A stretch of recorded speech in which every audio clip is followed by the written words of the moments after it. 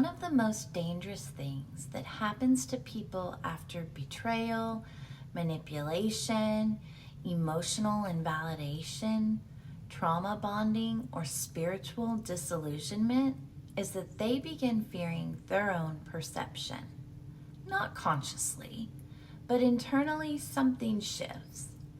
The nervous system starts associating clarity with pain because clarity required them to see things they did not want to see. For example, who someone really was, or what a relationship actually was, or how long they abandoned themselves, how much emotional labor they performed trying to preserve connection, how much intuition they overrode in order to maintain hope. And after enough disappointment, many people begin splitting into extremes. They become polarized. They either become hyper-defended, emotionally closed, chronically suspicious, and disconnected from vulnerability entirely, or they swing the opposite direction and remain endlessly open while abandoning discernment completely. Both are trauma responses. Neither is true embodiment, because discernment is not cynicism. And honestly, I think spiritually sensitive people struggle with this distinction more than most. Sensitive people often fear discernment because they associate it with being cold or mean. They think, if I stop seeing the good in people, I'll lose my softness. If I become more guarded, I'll lose my heart. If I become discerning, I'll become bitter. But discernment is not bitterness. Discernment is emotional honesty without self-abandonment. That's very different.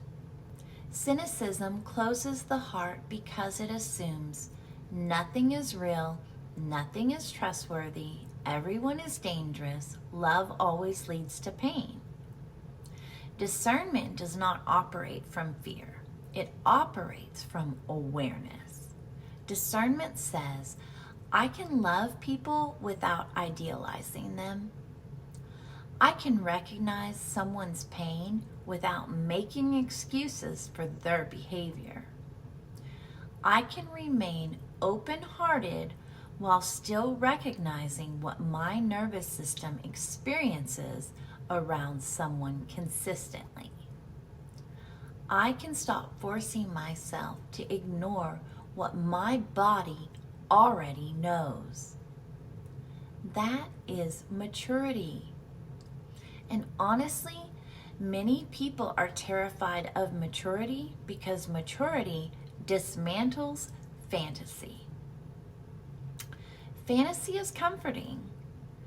Fantasy allows people to remain attached to potential instead of reality. Fantasy says they'll change eventually. They didn't mean it. They're just wounded. The connection is too deep to walk away from. I just need to love them correctly. I need to give more. I need to be more understanding. But discernment eventually asks, what is actually happening repeatedly? Not occasionally, repeatedly. That question changes lives. Because many people do not suffer from lack of intuition, they suffer from chronic override.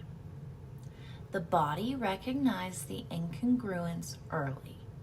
The nervous system felt the instability early. The psyche noticed the inconsistency, the emotional manipulation, the deceit, the emotional withholding, the subtle disrespect, the emotional fragmentation, the lack of reciprocity.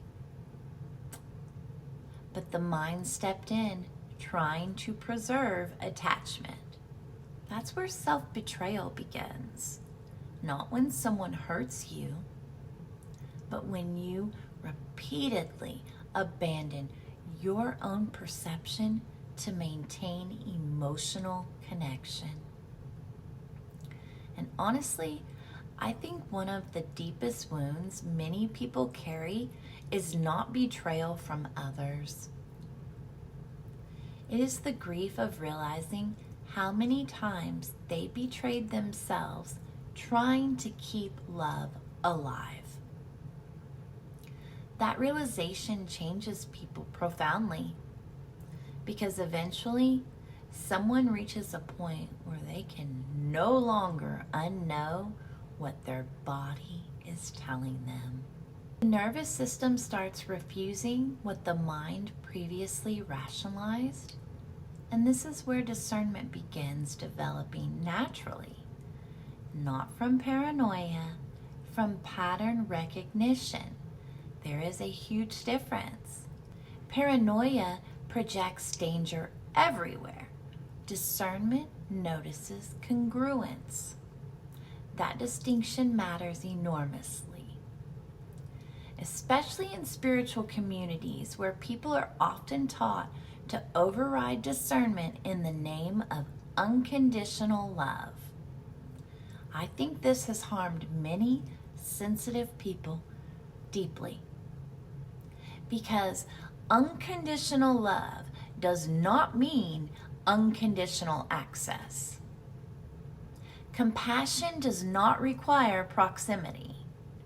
Understanding someone's wounds does not obligate you to absorb the consequences of their unhealed behavior indefinitely. And honestly, some of the most emotionally intelligent people become trapped in painful dynamics precisely because they understand too much.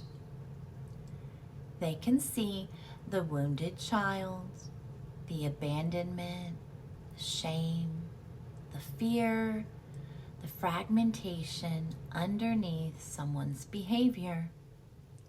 And because they can see it, they stay longer than their nervous system can sustainably tolerate. They call it empathy, but eventually, empathy without boundaries becomes self-destruction. That is not spiritual maturity. That is unresolved over responsibility. Real discernment is not emotionally reactive. It's calm. That's important. Discernment does not need to scream. It does not need revenge. It does not need performance. It does not need hostility. It simply sees clearly. And clarity changes attachment naturally. People begin noticing things they previously normalized. How exhausted they feel after certain interactions. How their body tightens around certain people. How much they over-explain around emotionally unsafe individuals. How often they abandon their own needs to preserve emotional harmony. How much emotional labor they perform trying to stabilize relationships that continuously destabilize them. Awareness changes tolerance. That's why healing often changes social circles. That's why healing often changes social circles, relationships, and relational dynamics so dramatically. Because once the nervous system becomes more regulated, it stops interpreting emotional chaos as normal. That's profound, especially for people who grew up in emotionally inconsistent environments. because many people were conditioned to distrust peace. They unconsciously associate tension with intimacy, activation with chemistry, pursuit with value, emotional unpredictability with depth. So when discernment begins emerging, they initially fear they are becoming disconnected, but they are not becoming disconnected. They are becoming accurate. It's very important. And honestly, I think mature spirituality becomes much quieter than people expect. Immature spirituality often seeks transcendence without discernment. It wants to believe everyone is good, everything is fated, every intense connection is sacred, every emotional experience contains divine meaning. But mature spirituality understands something more complicated. People can be wounded and still dangerous to your nervous system. People can love you and still lack the capacity to relate safely. People can feel spiritually significant and still be emotionally destructive. People can carry beautiful qualities while remaining deeply incongruent. And accepting that reality does not make someone cynical, it makes them conscious. Discernment is what allows love to remain pure. Because without discernment, love becomes entanglement. Without discernment, empathy becomes self-erasure. Without discernment, spirituality becomes projection. And honestly, one of the deepest signs of healing is when someone stops forcing themselves to disconnect from truth in order to remain connected to people.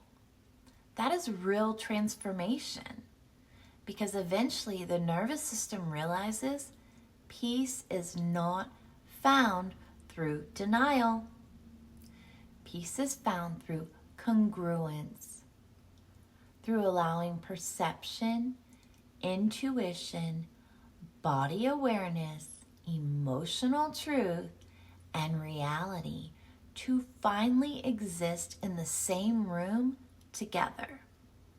And when that happens, something inside a person changes permanently. They stop chasing emotional intensity to feel connection. They stop romanticizing inconsistency.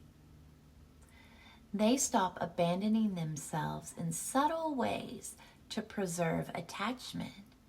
And instead, they begin choosing relationships, environments, and people that their body no longer has to recover from afterward. That is not becoming cold. That is becoming internally aligned. And alignment often looks very different from the survival patterns people once mistook for love. I am Kat Grace. Thank you for being here. If you have found this helpful, hit that like and subscribe button and share it with someone who may need this. Until next time, namaste. I come back into my body.